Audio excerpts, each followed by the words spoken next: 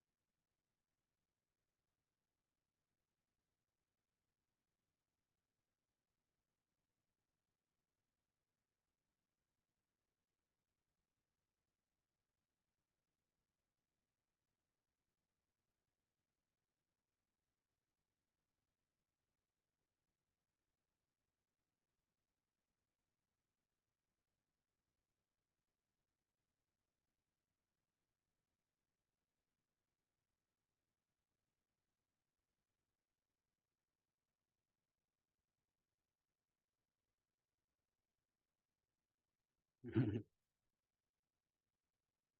Computer patience. Mhm.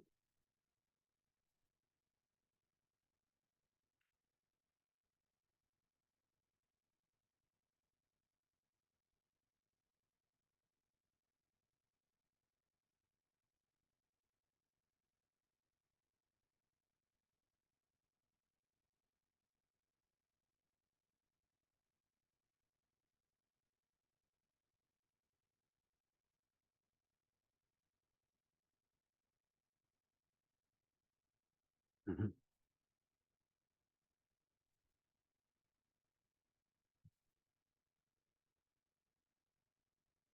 Mhm.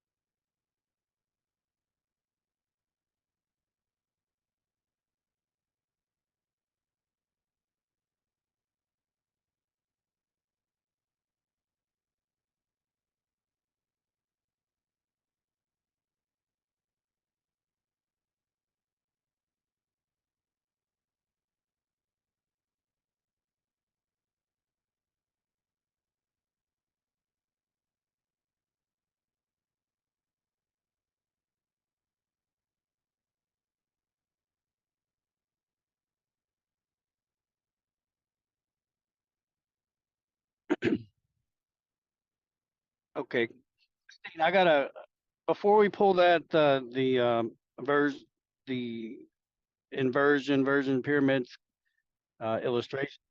Can you pull up slide 5 of 8 that you have? I wanted to use your state layout as an example. You go ahead and screen share again and pull up 5 of 8, slide 5. Yeah. hmm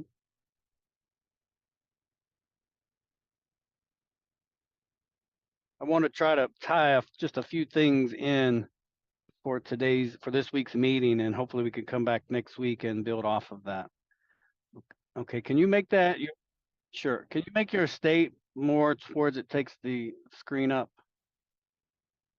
I don't know if you can do that. Zoom in just a little bit. Okay. To the point where you can see all of your counties. Up just a little bit. Uh, Zoom out just so you can see. Okay, right there. One more in. Or maybe that's fine. That's fine, Christine. You can.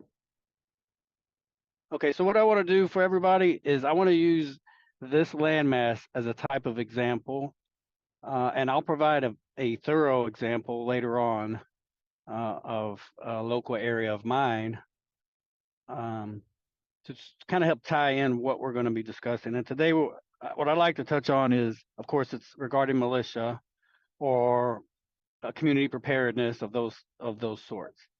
Um, and if safety, health, and welfare of our families are first, which they should be, and then the opportunity to provide limited resources, rationing of resources to our neighbors, that's always the going notion and strategy for community preparedness.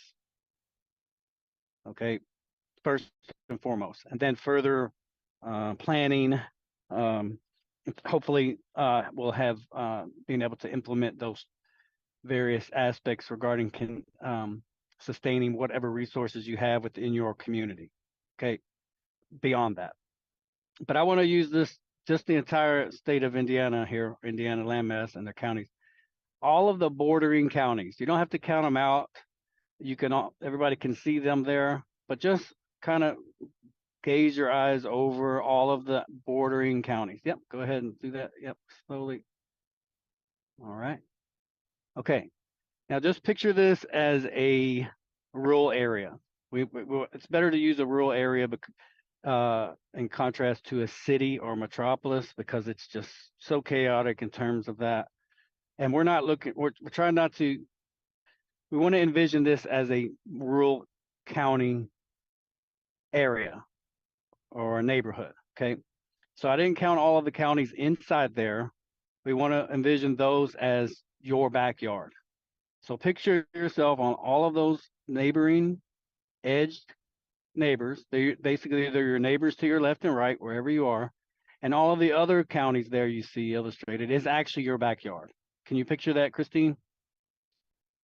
And I think you're on one of those bordering counties, so you're already fixed in that. Okay.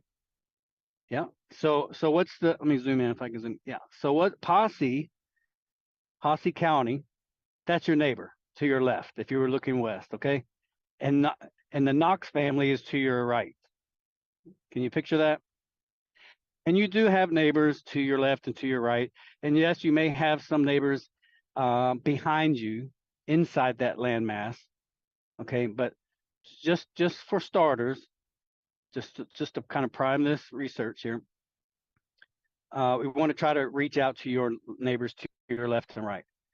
And if the Knox family is to your right, then you're to the left of the Knox family. And to the right of the Knox family is Sullivan. Okay, right? So on and so forth, all the way around. Never mind that there might be people living in your backyard, or in the back in this area. We want to focus first on that perimeter, because typically that entire perimeter around that rural area and all of those neighboring, no matter how close they are, you have a neighbor to your left and your right. I have a neighbor to my left and to my right, and I also have neighbors across the road. Okay, but we want to focus on a perimeter or a cordon effect. So I want to go back to the survival aspect that you touched on, Christine, and that's basic survival provisions. And then it begins to escalate further.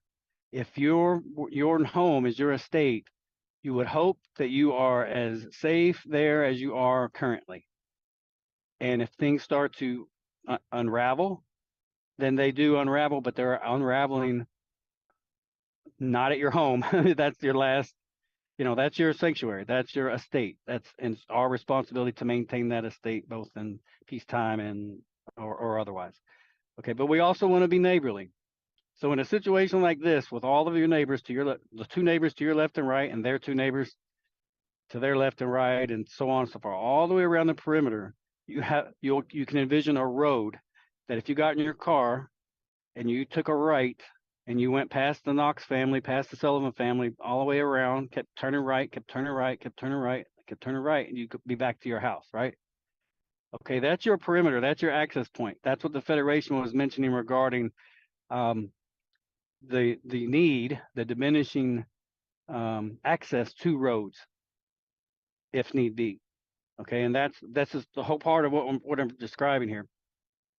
And I do promise to bring back an exact map that shows neighbors, 62 neighbors, in fact, on a landmass like this with surrounding roadways and the various lands that are behind them, hard standing um, water sources, ponds and tributaries, creeks running through, all through in and throughout and around uh, this area that I'll be discussing with next week.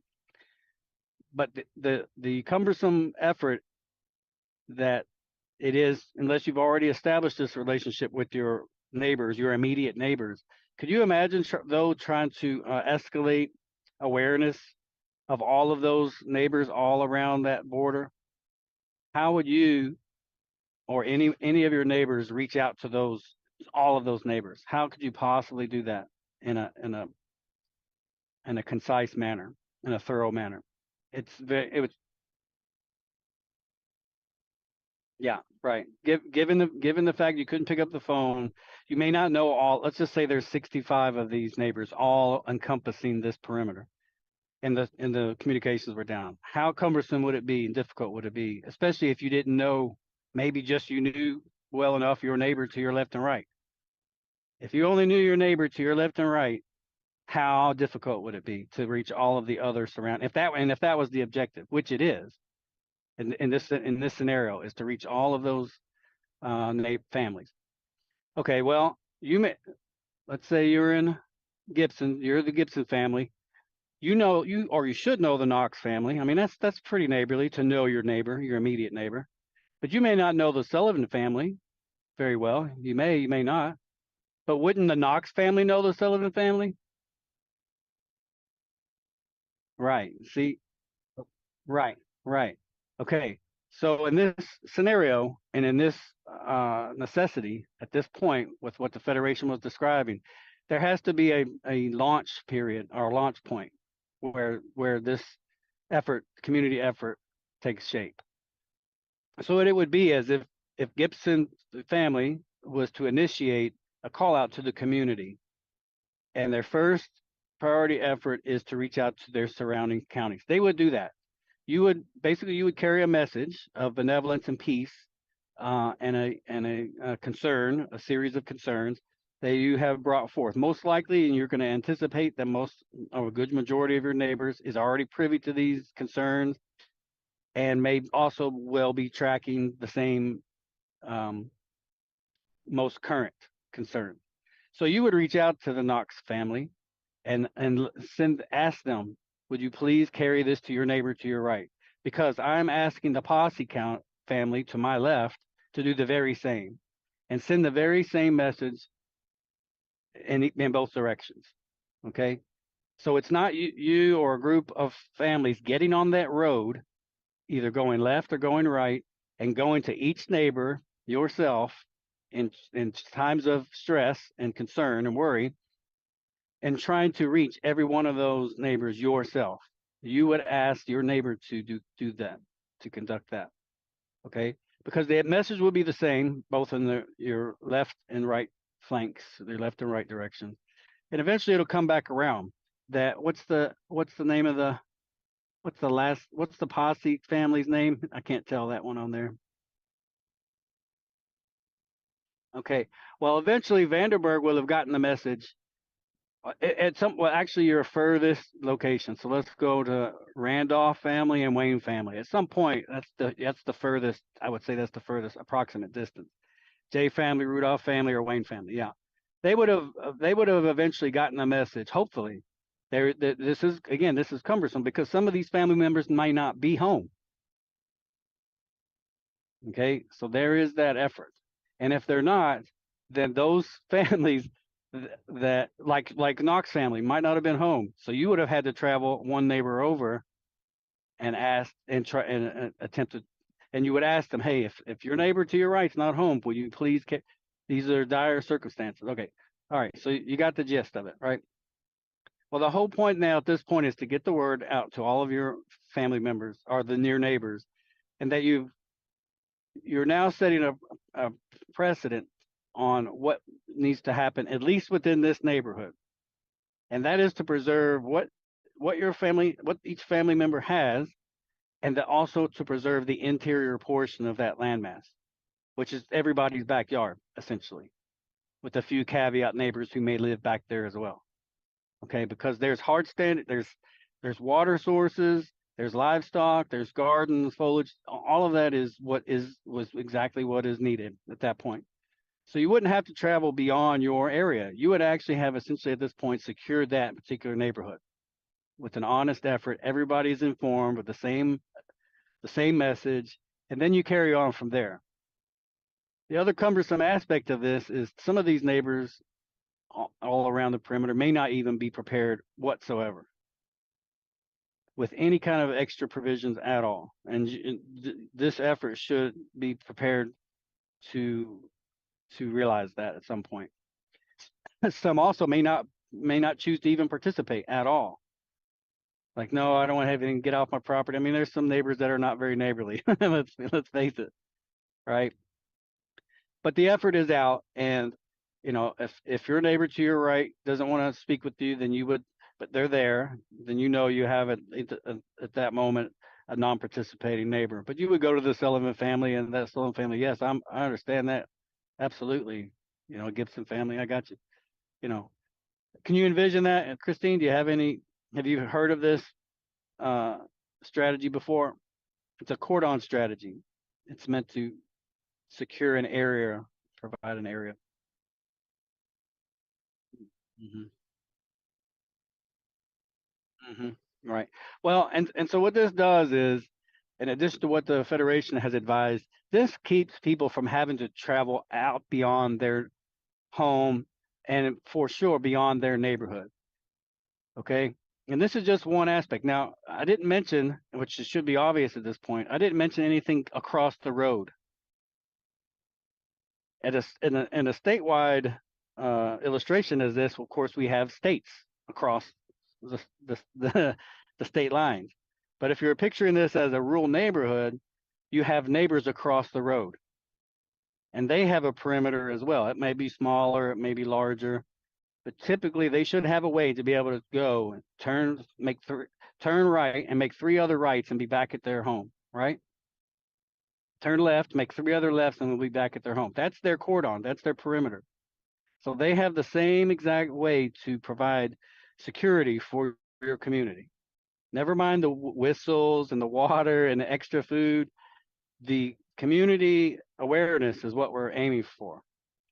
It's natural. Nothing is overreaching. Nothing is too much to ask.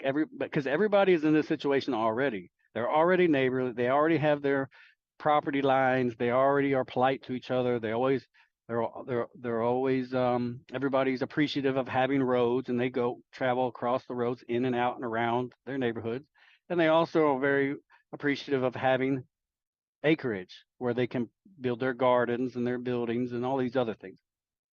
So all this does basically this, which no one's familiar with this, and I can appreciate that entirely, that no one is shifting their conscious awareness of their neighbors and their own property and their immediate adjacent property just over the property line. No one has ever pictured this because it simply hasn't been expressed as a necessity, and certainly hardly any neighbors have even rehearsed this need. Okay, so again, cumbersome many directions. But when situations are escalate, it shouldn't take, because of the resiliency of people as it is.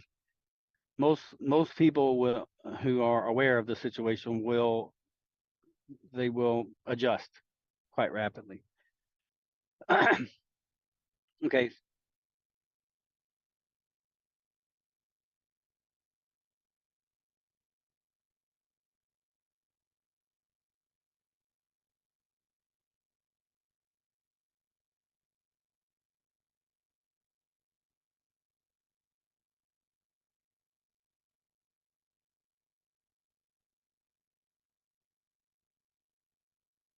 Mhm.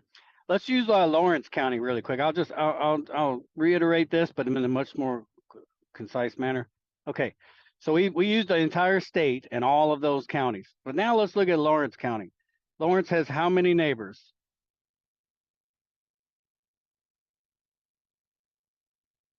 Okay, this is the exact same. This is the exact same principle, but now we're going more towards a county. So Lawrence family has all of those neighbors around them, but just using the highlighted variant to our advantage. Washington's not home. See that? Or Washington doesn't want to participate. Or Washington is belligerent. Washington says, no, you guys, I have had nothing to do with this. But Lawrence has made an attempt.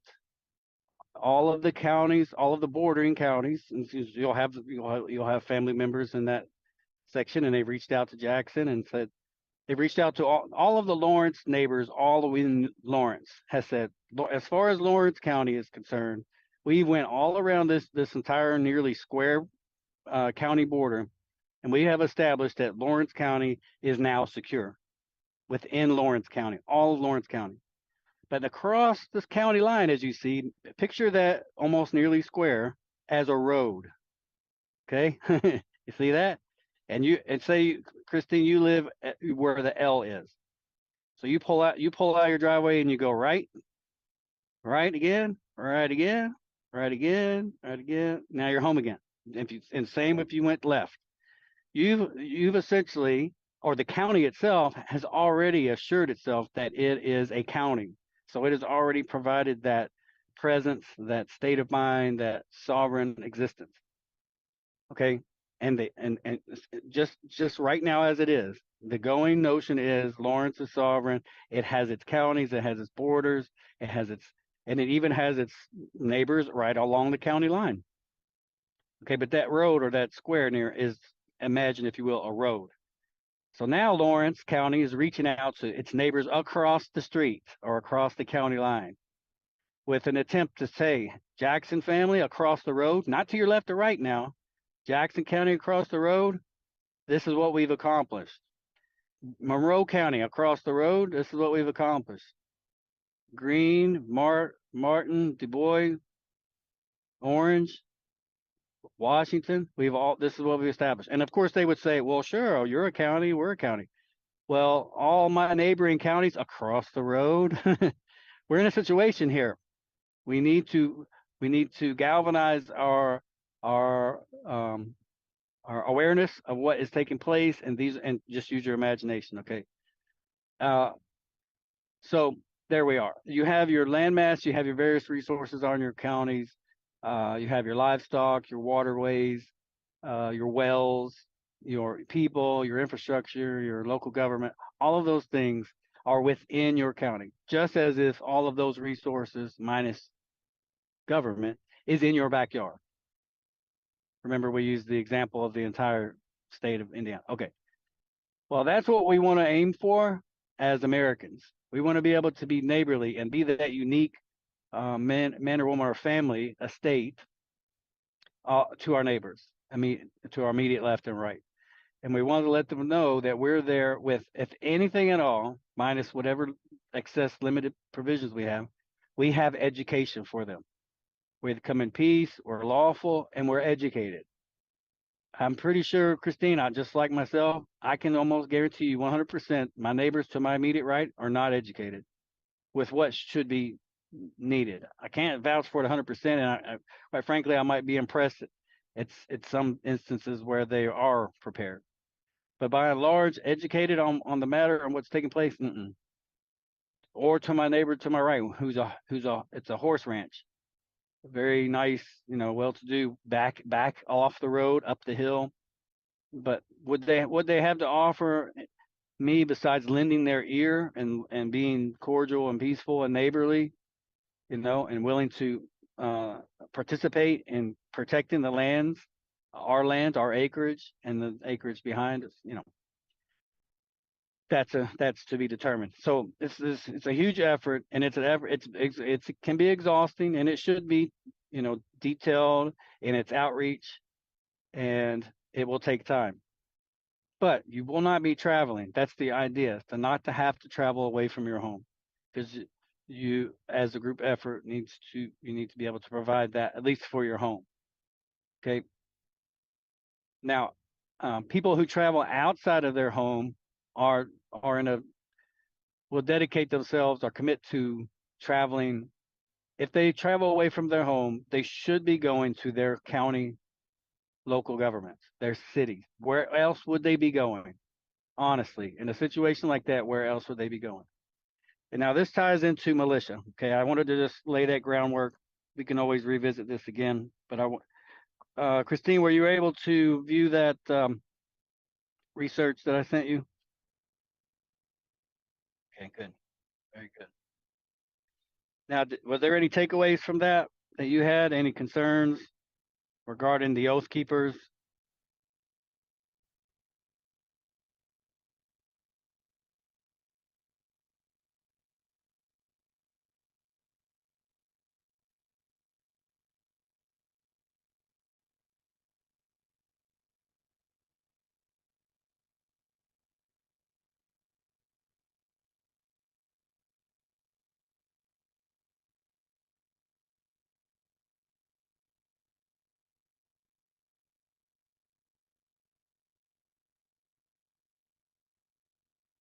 Mm-hmm.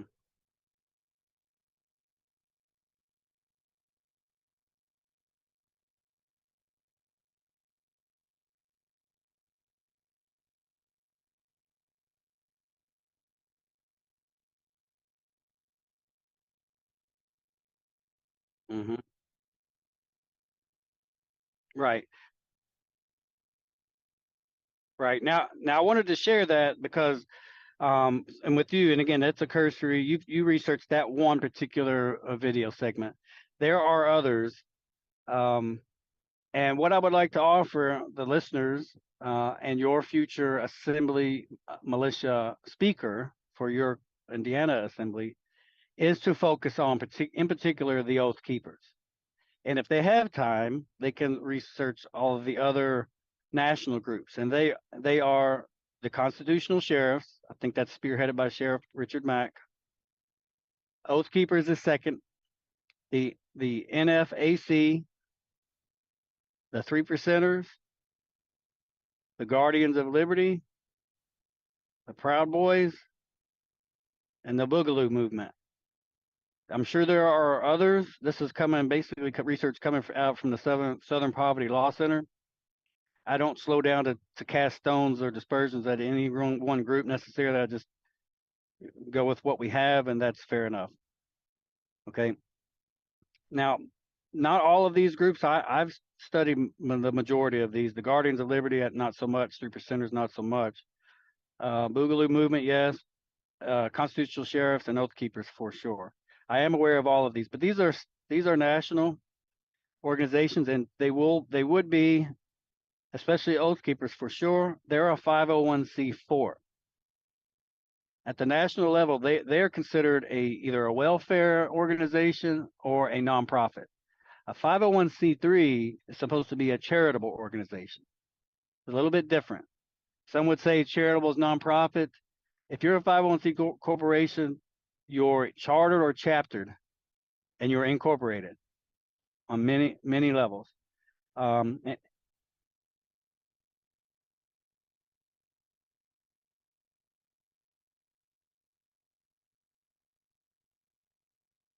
mhm,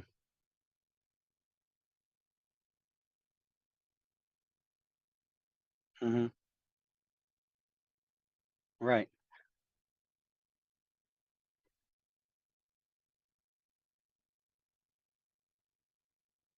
Yeah, right. Or a charitable organization as far as 501(c)(3). Well, what's interesting about the leader here, and we can go back and become more familiar with this group in particular. And out of these seven, I would like to extend the offer opportunity for our American Assembly militia leaders or speakers to focus primarily on the oath keepers. Because out of all of these, except for the constitutional sheriffs, the oath keepers are omitting themselves through their incorporation, not to take any political. So they're nonpartisan, apolitical. Although, those who are considered of a militia group, movement, or group, at least the Southern Poverty Law Center and other outlets deem them as far right extremists, and that's fine. I mean, if that's what they're considered, that's what they're considered. Again, there's no need to deviate too far in any other directions to you know, try to conclude the matter.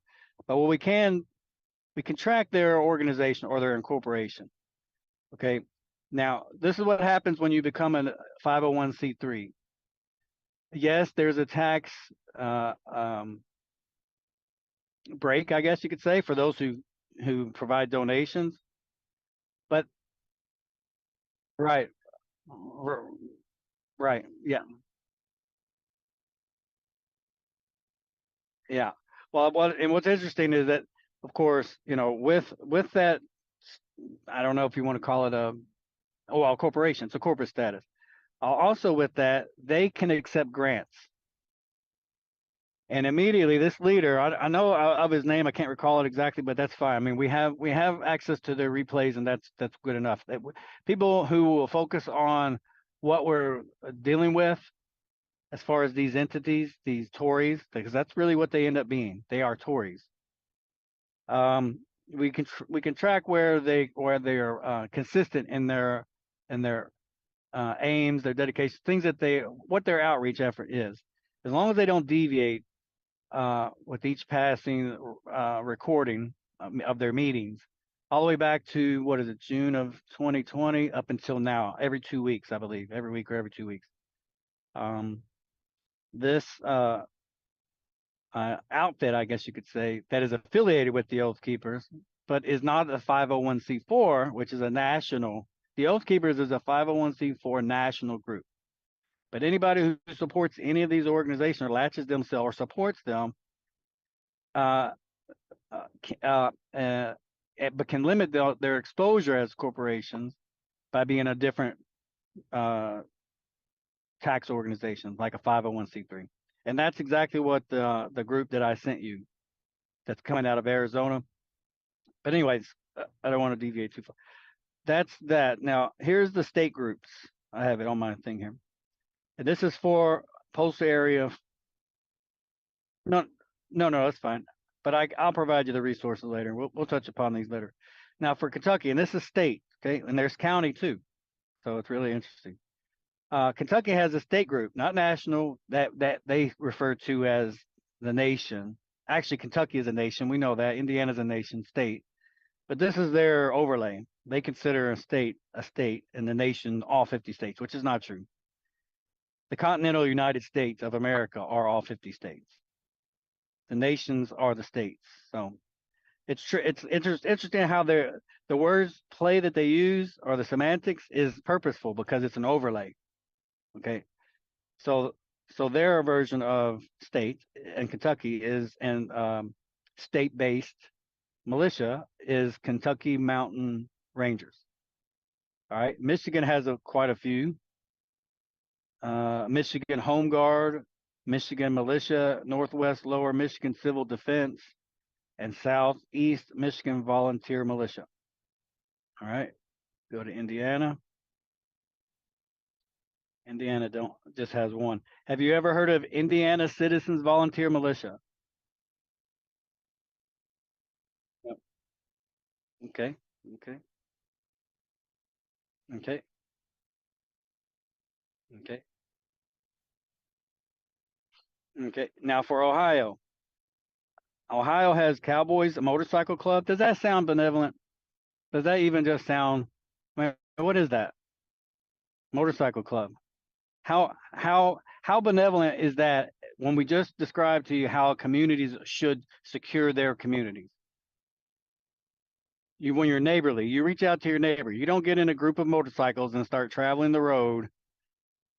Yeah. None of these groups. None of these groups.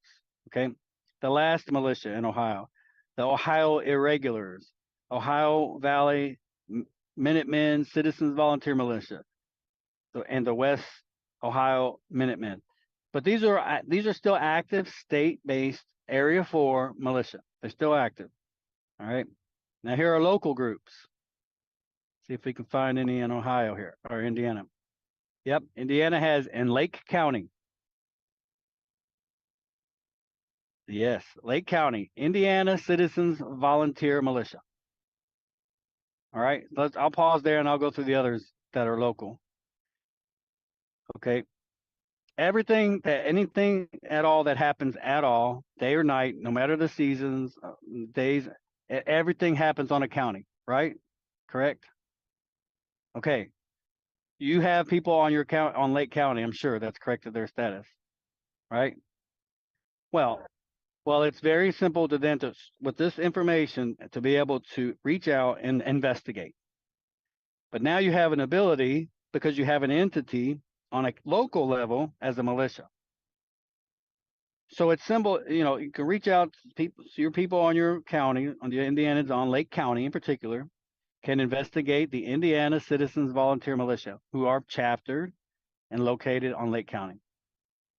And fortunately for you, Indiana, for local, there is no other county-based militia group. But if any militia, as a militia, as it's known, would be limited, it would be on a county. Remember how I used the county as a sovereign land?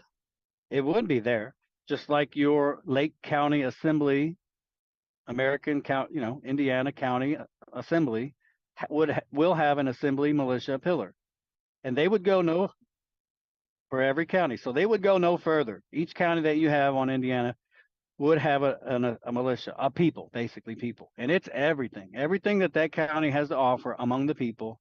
Certainly not camouflage and ammos and whistles and motorcycles, none of that excess. They would be neighborly and they would protect their land and work with their neighbors and protect the acres, their backyards, all of their backyards. Everybody's back is to each other, if you can picture that, in a circle, in a square, however.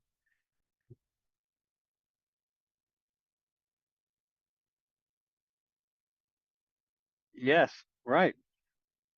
And protecting you're there where you already were to begin with. You see, there's very little movement as it should be. But yes, if anybody was to leave their estate, they're going to their county government, their local to protect and to gather, to assemble, right? To work with their local infrastructure, current and future. Okay. So here's Kentucky. Kentucky has a county assembly that's active, militia on Bath County, and it's called the Kentucky County Rangers. All right. Michigan has several. Clinton County, Genesee County, Berry County, another in Genesee County, and Gratiot County. Capital City Militia, that doesn't sound good at all. Genesee County Volunteer Militia, Michigan Liberty Militia, Michigan People's Reactionary Force, and Michigan Wolf Pack. Yeah. And actually there's four others, and they're quite large. The Southeast Michigan Volunteer Militia on Lapeer County, Macomb County, and Wayne County. This isn't good. I mean, if you have that much active local militia, this doesn't show to be good, honestly. Um,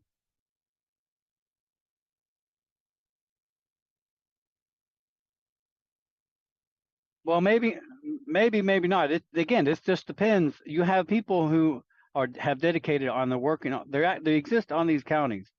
The question is, how hardened are they and dedicated to what it is that they're dedicated to?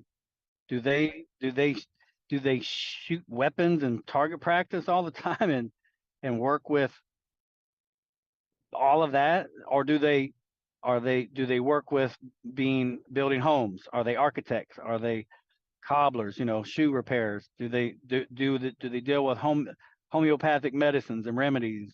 Are they landscapers? Do they work together in that way? No, most likely they work in military or paramilitary units, right?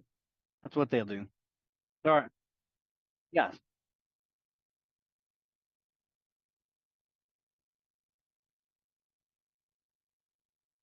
Hmm. Yeah. So right. They don't focus on um well, they do. I mean, they blend in with the notion of militia, but they front load the idea of what the people provide with each other by focusing on preparedness, community preparedness. Well, you know, I can tell you right now, my neighbors do not go out and shoot their weapons a lot. They don't do it regularly. They garden, they fix their home, they cut their grass, they fish, they ride horses, they fix their automobiles. They live. There you go. There you go. Well, what we're here to help telegraph and illustrate actual American militia. And so I just wanted to point out the militias that they are. I think Ohio may be worse than Michigan even. So Kentucky and Indiana, as far as this research has it better. On Ohio at the county level, the last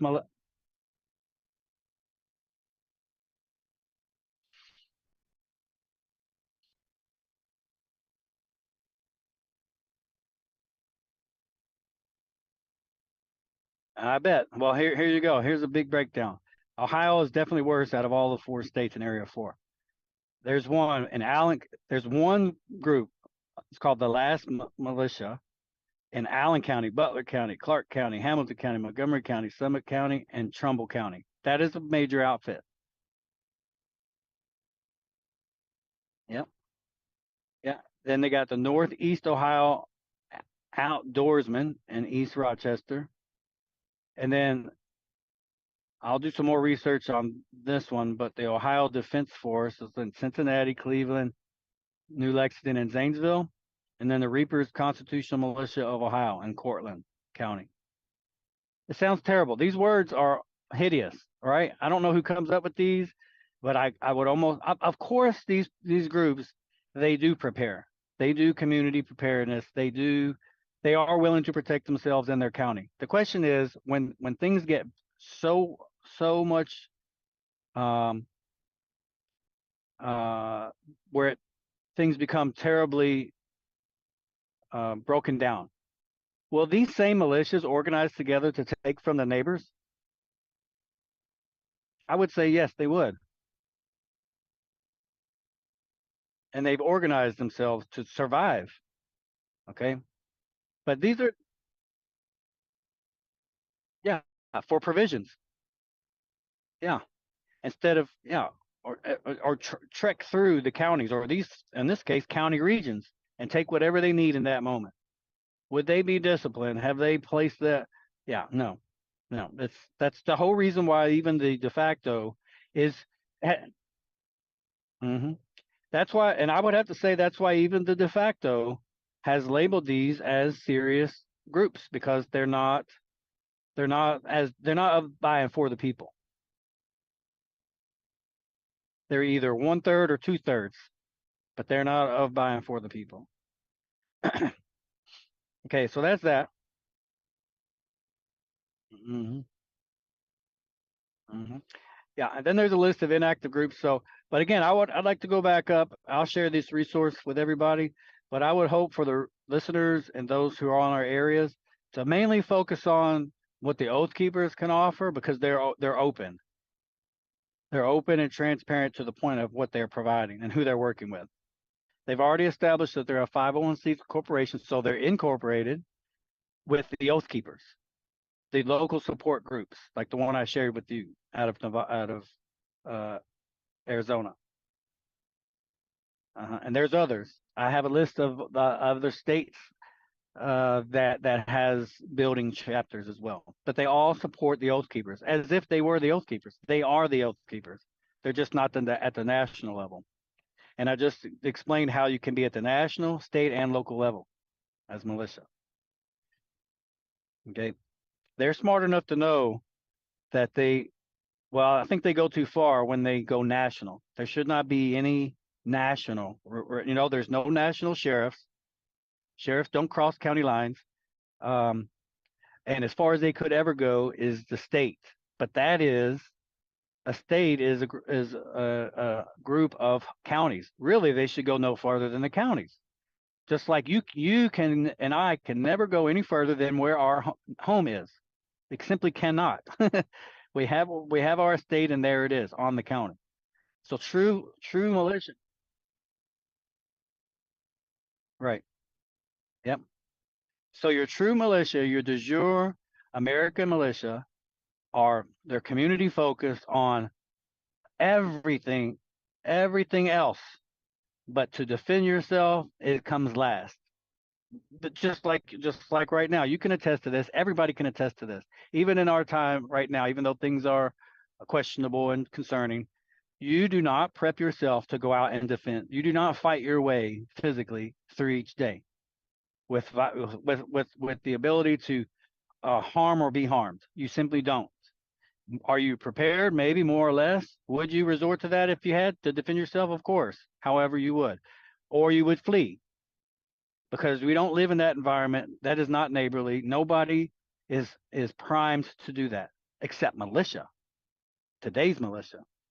So you can already tell they're slanted all kinds of wrong.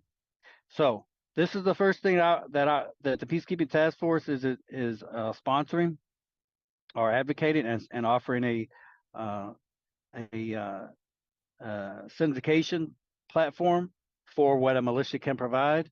And we made it very simple because we looked at their Bill of Rights, our subcontractors' Bill of Rights. We looked at each of the 10 Bill of Rights, and we went to the very first one. And we all agree back in the day that our social compact, our Constitution, along with their Bill of Rights, so it's our subcontractors and their Bill of Rights. Those are on our Bill of Rights, as we know. We already have those rights. They're inherent, unalienable. But they have rights that needed to be enumerated, or they had powers that needed to be enumerated, and they had rights that needed to be written down in order to make sure that we all agree, yes, you need to have those rights, you need to protect those rights, and we need to make sure that those rights are protected. Okay.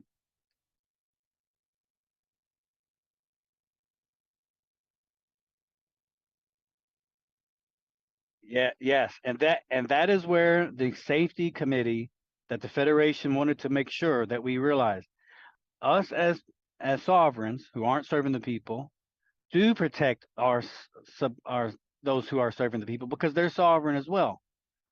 This hasn't been widely known as of yet, but it needs to be widely known, and we would definitely protect those who are serving us. So a true de jure safety committee would make sure that there isn't any Antifa or BLM or Oath Keepers, whether they're coming in to try to say that they're going to protect the city governments or local governments, or state government. No, that's not your job. You're not of the people. This is not, you weren't asked to come here. And we're educated enough to know that, no, your sheriff, the de jure sheriff would say no Oath Keepers, no to any of these. It would be a county. It would be of, by, and for the people on that county, providing that limited resource. And when it comes to protecting the sheriff or the courthouse or the railroad station, the shipyards, the post office, the jailhouse, the courthouse, all of those inner township city functions, and the people that work there, yes, a safety committee would make sure there is not going to be any entities coming in and overthrowing the sheriff. Can you imagine some entity coming in and say, or even the people on the county, want you out of here, sheriff, and here we got our pitchforks and our torch. No, the people themselves will say no. And if he or she is found to be of criminal, um, part of any criminal activity, then they have their day in court. You're not coming in to throw any of these people out, right? That's how it should be. So that's what a true safety committee is.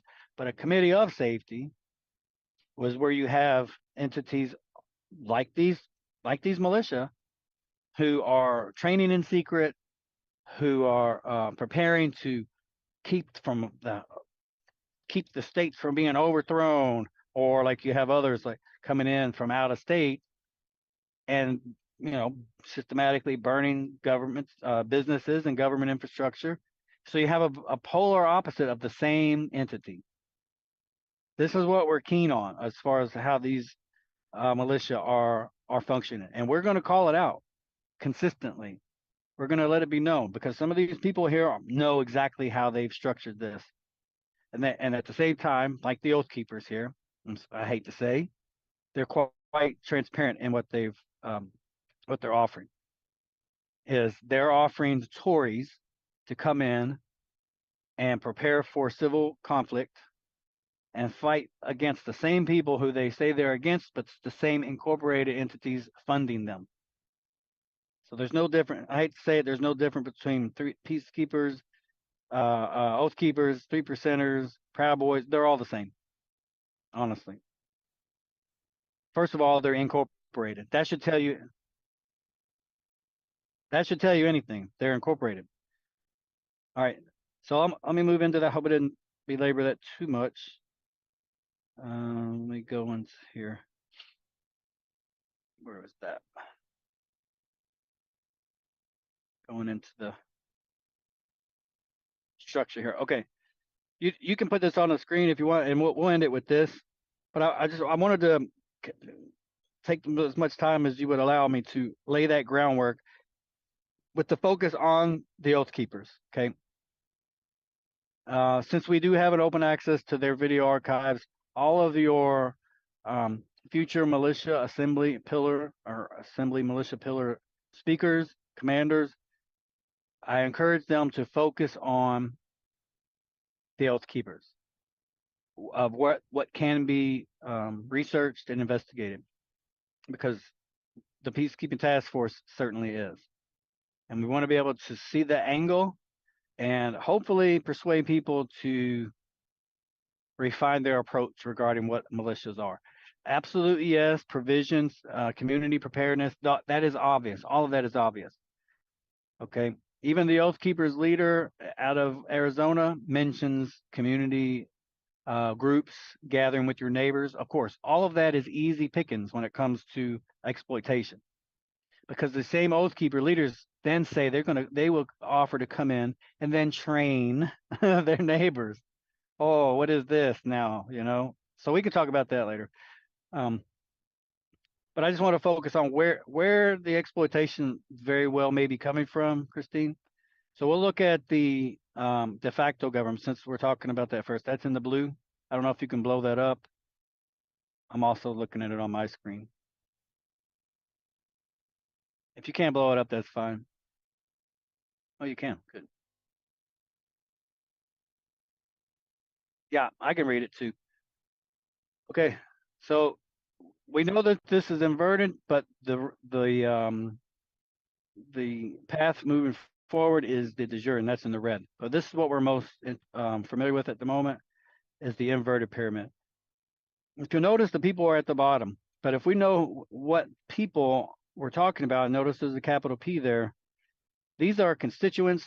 There are people who work that are supported from the bottom, but are found all throughout until the very top.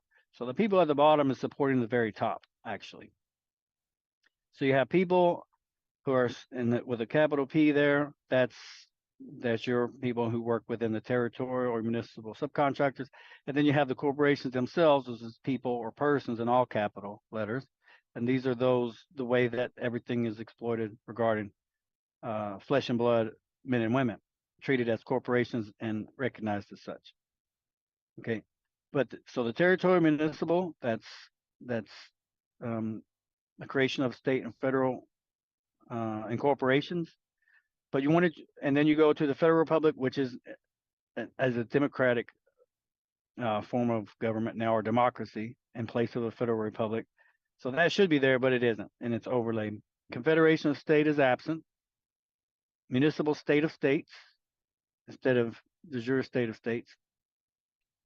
So the state of Indiana versus Indiana state. That's what it would be. Okay. And then as we're growing more familiar with this structure and identifying where these things are being exploited, I'll ask you before we go to the top, and then we can confirm it from by looking at the top where you suspect where this exploitation is taking place. Okay, so we went through all three. Now the Federation of States, the American States Assembly, we're fashioning ourselves within this function, and yes, this seems to be where they would be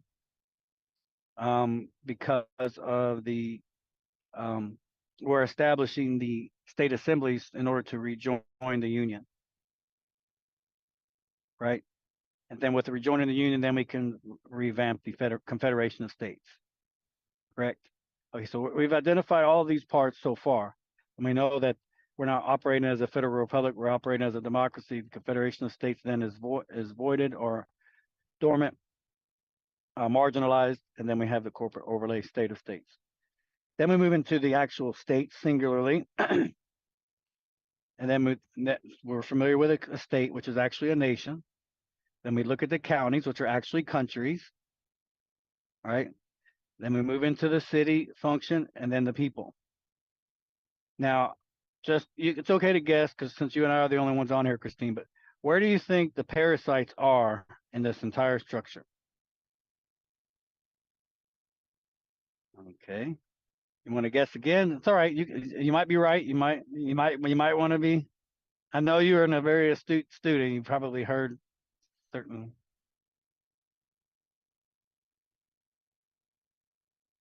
Right. Well, there's corporations all throughout. There's a marriage between the corporations. When they incorporate, there's where they go wrong. They're in that middle ground when they are corporations. They're completely lawful as corporations so long as they're unincorporated. Because then they become basically from my understanding, an unincorporated entity is just a more visible company, like a business, like a local business. So a corporation is just a larger local or state business. So that's, or even a federal, like the Federation of States, unincorporated. Okay, so, all right, so let's go to the top, and you'll see if you're right. Go look on sort of the red side of the Jure land and government, and we can wrap up here. You can zoom in on that, or you can see. Yeah.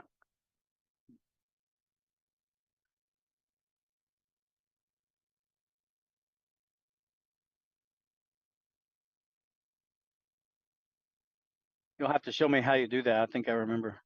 I forgot how to. Mm. Mm. Okay. Okay. Okay. So it's convenient that in the blue you had the people as the base and their constituencies, their people as people as people. But those people at the bottom, we can easily make this very simple. They are They are 14th Amendment citizens and corporations combined. That's what they are, and that's why they're the vast among that pyramid, because that's every other uh, entity in that structure is comprised of people. So they're all U.S. citizens. Basically, more accurate, 14th Amendment citizen corporations. Okay. So now when we look at the right side, we can confirm what you suspect to be the parasite amongst them all. So now if you look at the people here, it actually should be people with a lowercase p and an uppercase P. The lowercase p are the American state nationals. These are your sovereign men and women. And then they start to consider serving the people in a limited temporary capacity, voluntary capacity. Then that would be people in the uppercase P, only that. and lowercase the rest. There in the de jure land government, there is no all uppercase as far as people are concerned, and hopefully not city, state, county, any of the others. It should be upper lowercase, or in the case of American state nationals, all lowercase. Like your name would be in all lowercase, right? So there's the people. Now the very next, if power is from the top and it flows down, which makes the bottom the should be respected subcontractors who are also sovereigns but are serving the people temporarily. That should be limited government. So as we see, it gets smaller as you get to the bottom because that's how it should be. And this graph is indeed actually correct. And you are correct as well, Christine. Out of all of these structures, the parasite is right where you think it would be, where the people are. The city parasites are siphoning the sovereignty from the county. But yes, there should be a city there. It should be the county assembly.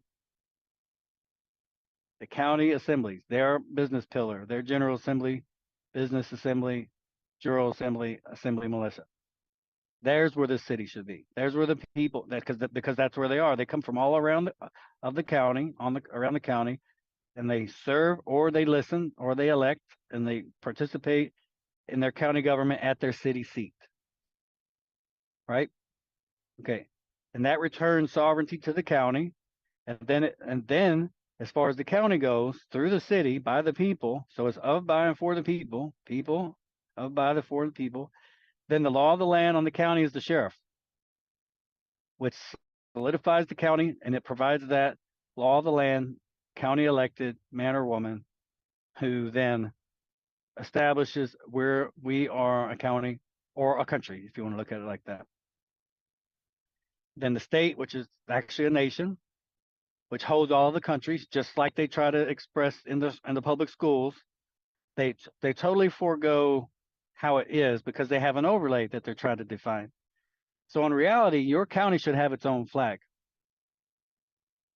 because it's a nation, just like the USA has a flag, right? Yeah, your county should have a flag, and it most likely does not. Some do have a type of flag, but it's more for show or novelty than it is for anything else.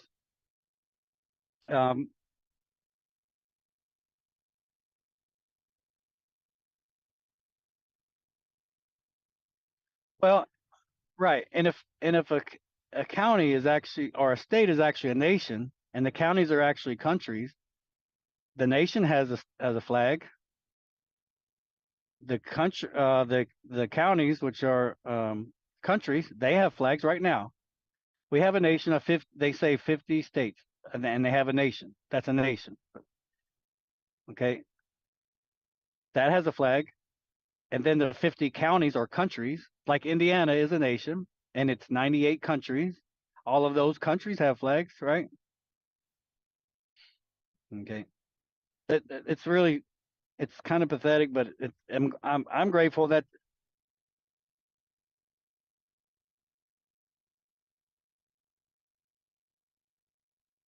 Right. Yep. So there would be a need for a city assembly to have a flag, but surely if a well, I'm looking at state. So a state is a nation. A nation has a flag. Counties are countries. Countries have flags. And your people or your states. So you have a country who's a county. Then how many you have states within a country, right? But they're actually a states. So now you're looking at how they've done have they perverted this, because you live on a county, but it's a country, and your county is in the nation of Indiana. Okay, so where is even your flag? See that this whole apparatus has exposed themselves. They've been laid bare by the way they've overlaid their replacement of the people. And you do have a flag, and it's your last name. Your estate is your state where you live. Okay, so these are the kind of things that your assembly militia leaders will talk about ad nauseum. They will become quite versed in the overlay and they'll be able to lift that overlay and examine what's underneath. And that's what we've touched upon. And yes, you're correct, 100%. The parasite or the incorporation on your county is coming through your city municipality, hands down, without a doubt. And how they're being able to do this is because they're incorporated with. They're incorporated with the state. Your city government is incorporated with the state and is completely bypassed your county. So your county sheriff, who doesn't stand for the American people, separate from his constituency, then he's unlawful. Okay, and then your Federation of States or American State Assembly, that's what is at the top of the states, of the American States Assembly, like Indiana State Assembly. For the Indiana state, the Indiana state is your state of states. And then once Indiana, like any of the other states, qualify to rejoin the union, then they can enter into the Continental Congress through the Confederation of States and reboot that. Then at that point, the Federal Republic comes online and a democracy goes out of business, basically. And then we go into renegotiating services through territory and municipal subcontractors. And you know all of this already, but for the listeners and for those who are interested, I know there's a Indiana and Kentucky for Postal Area 4 group effort campaign taking place, and that's super awesome. I'm really excited about that. But we want to be able to get people who are interested on being the right side of the people, of by and for the people, regarding the people. So I want to go back just really quick before we wrap it up. What the Peacekeeping Task Force is supporting is the First Amendment. We're not interested in talking about, although the Federation is discussing, yes, preparedness, and that should happen anyway, all day, every day, not all day, but on our minds every given day, preparedness, community preparedness. But when it comes to, in contrast of these various national militias and state and local militias, to fly in the face of what they put forward, the Peacekeeping Task Force is asking county, American state nationals to focus on free speech as part of their American free press. So that's what we would like to foster, and it as a second phase of Assembly Militia. That way the Washington, D.C. and all of these state of state, Southern Poverty Law Center, college researchers or reporters cannot say that that's what we're focused on. The people are focused on propping up their counties, propping up their local businesses, offering to write articles, interview local businesses, even investigate city and county governments, things that may be suspect or questionable if it's newsworthy, but it's not casting stones or dispersions towards their county infrastructure, not causing battles or controversy, but just providing and utilizing their right for freedom of the press, right? Freedom of the press in particular. That's what the Peacekeeping Task Force is absolutely so excited about, because that's what we are offering as far as syndication for all of the state assemblies and their counties. So it will be a group effort. It should take a while. As things grow, they grow naturally, grow slowly, and they grow beautifully. And so patience is a virtue in this, but certainly when it comes around where Southern Poverty Law Center or NC Chapel Hill or the FBI or Department of Justice, they will have no choice but to say the American people are upholding our First Amendment right, and they're showing us how it's done at the local level. And they're not casting stones. They're not going out in the forest and shooting weapons and talking about protecting this and that. I mean, again, it's a slow process, but I hope I was able to express, something that the listeners, and particularly Indiana and Kentucky, can focus on. I know I was back and forth, but I had three main points I wanted to share. So I hope that was enough. Did you have any? What I'll do is I'll provide next week. I'll have to find the map that we utilized but it'll show precisely what I meant. And it'll have it'll have an area of my county where I live, and it'll show the 62 neighbors that I have. It'll show the landmass, and because you see a topographical view of what I'm just referring to. It's better than using the state map. We're just working with what we had there, but yeah. All right. Okay.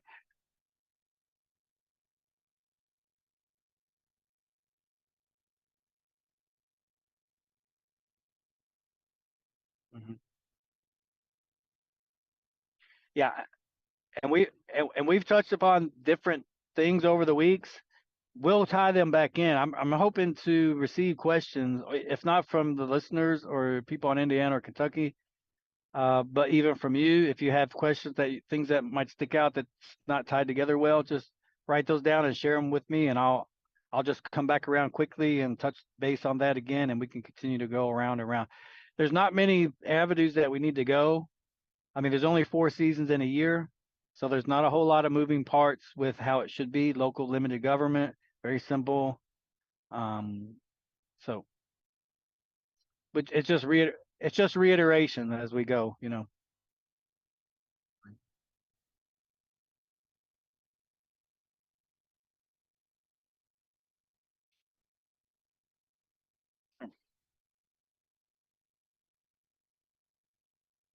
Hmm.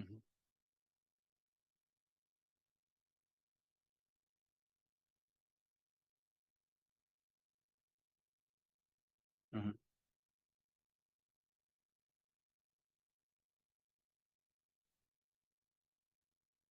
Hmm. Yeah. So what's next week? Is that general and militia, or is it?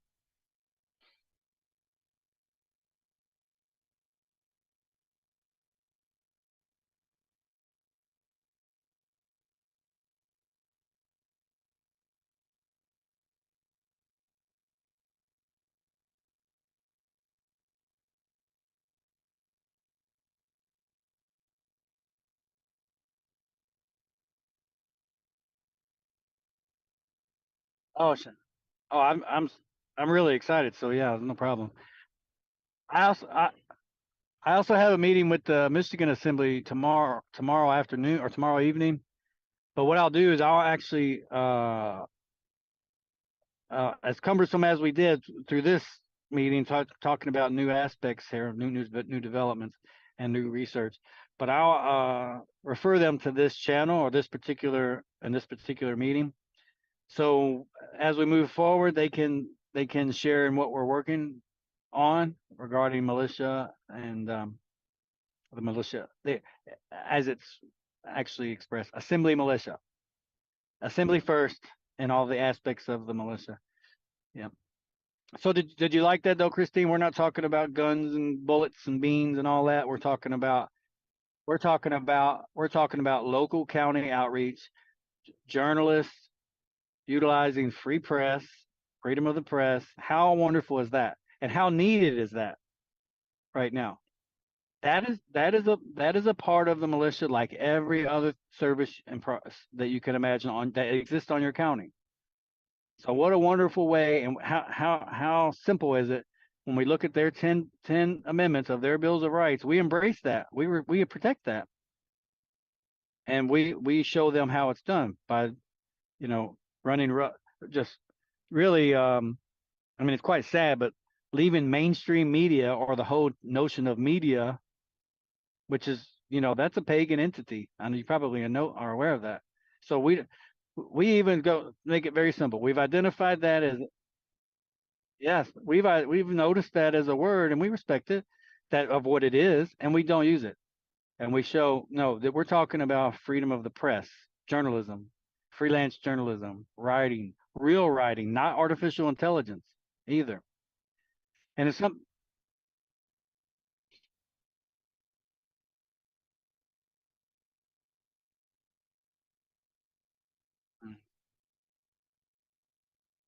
right, and it's just isn't it so fitting that it's the First Amendment of the Social Compact? They made it very simple for us. They laid the groundwork. Yeah. So the American Assembly Militia are besides of what they should be responsible for already, which is community preparedness and neighborly preparedness. Of course, we plant, we sow, we cultivate, we harvest. Of course, we do that, and then we share our excess with our neighbors. What we have, they don't have, we share. That's already given, and the Federation has touched upon that, of course. So the Assembly Militia will go down in history by showing how to provide American free press. That's what the Assembly Militia is by and large first, along with everything else. We have plenty of time to get to everything else, but that's what we're showcasing. So I'm really excited about that.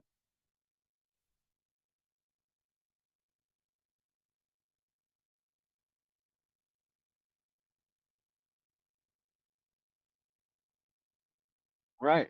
And providing actually newsworthy information and supporting our communities. Yeah. Yeah. And yep.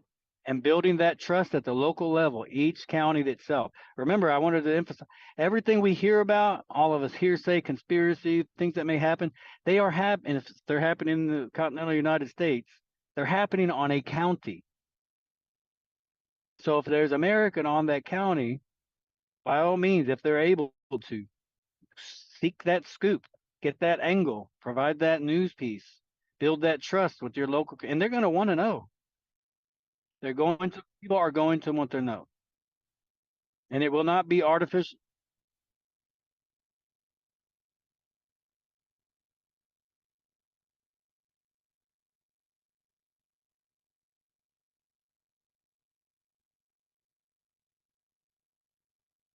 Okay. You gotta forgive me too, Christine. I'm in my workstation right now, and it's if I was at my home office, I'd be much better at. I don't have any notes or yeah.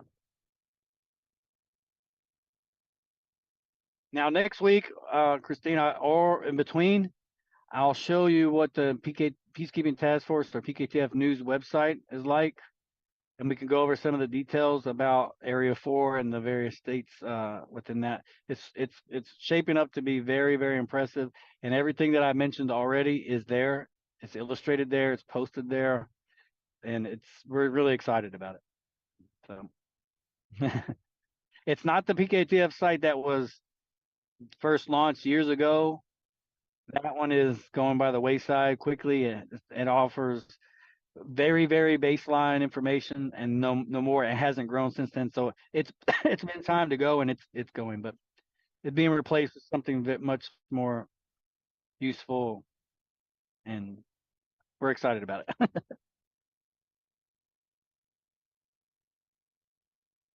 Right.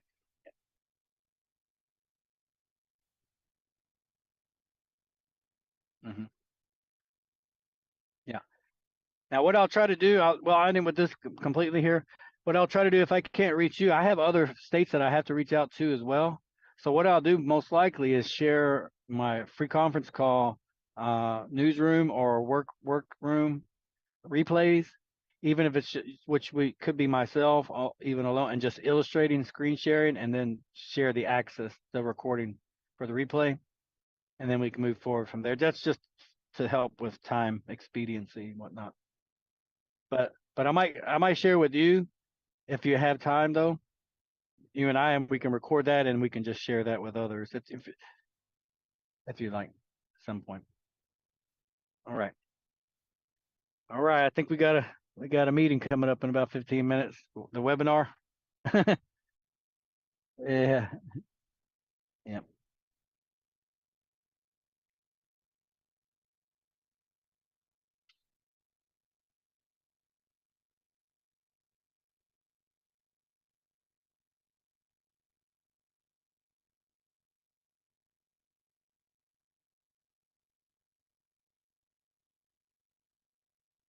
Right.